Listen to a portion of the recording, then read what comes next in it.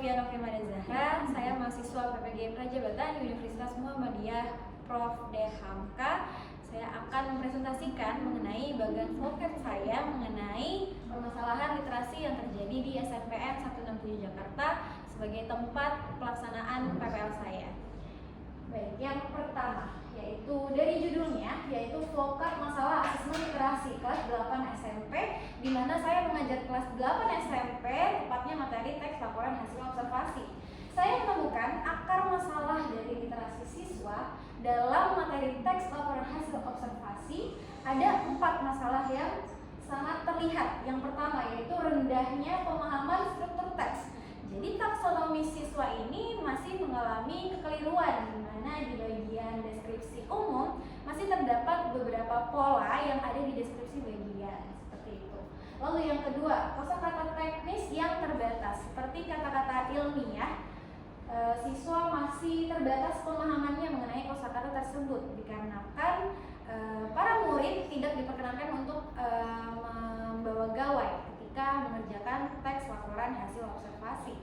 Namun banyak murid pun tidak berkenan untuk bertanya kepada saya sebagai guru mengenai istilah kata atau kata-kata serapan yang tidak mereka ketahui terhadap laporan mereka sendiri.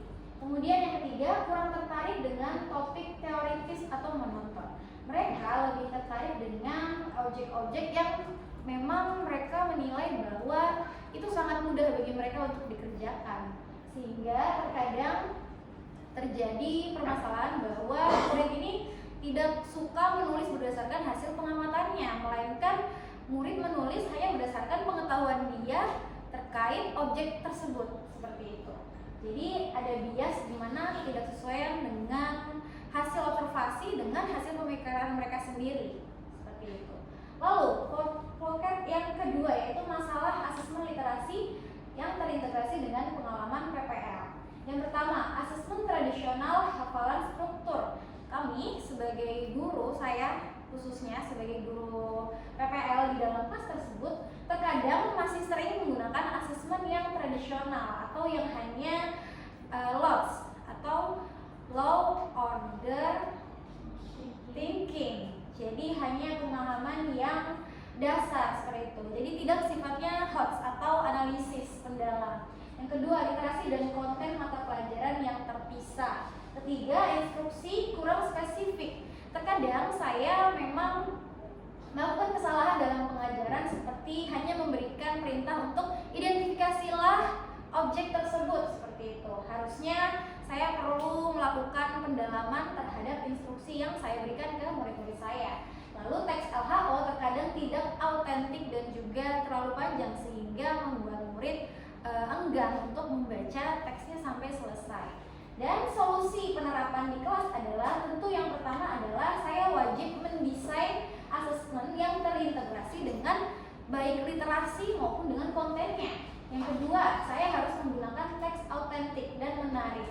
Ketiga, strategi literasi seperti membaca aktif dan juga ketika memberikan instruksi, hendaknya saya sebagai gurunya harus memberikan scaffolding juga. Jadi tidak secara tiba-tiba langsung identifikasilah objek tersebut atau analisislah objek tersebut, melainkan saya harus memberikan scaffolding atau bimbingan bertahap agar murid tidak kebingungan untuk melaksanakan apa yang harusnya mereka lakukan.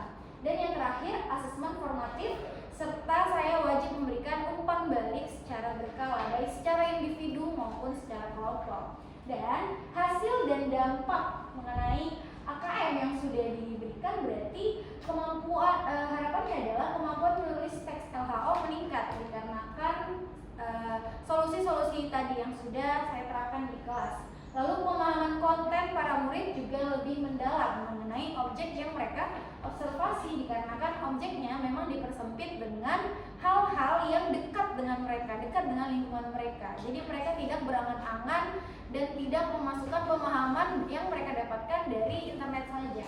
Ketiga, siswa juga murid juga semakin lebih termotivasi, dan terakhir mereka siap untuk menghadapi AKM literasi dan penalaran. Sekian dari saya. Wassalamualaikum warahmatullahi wabarakatuh.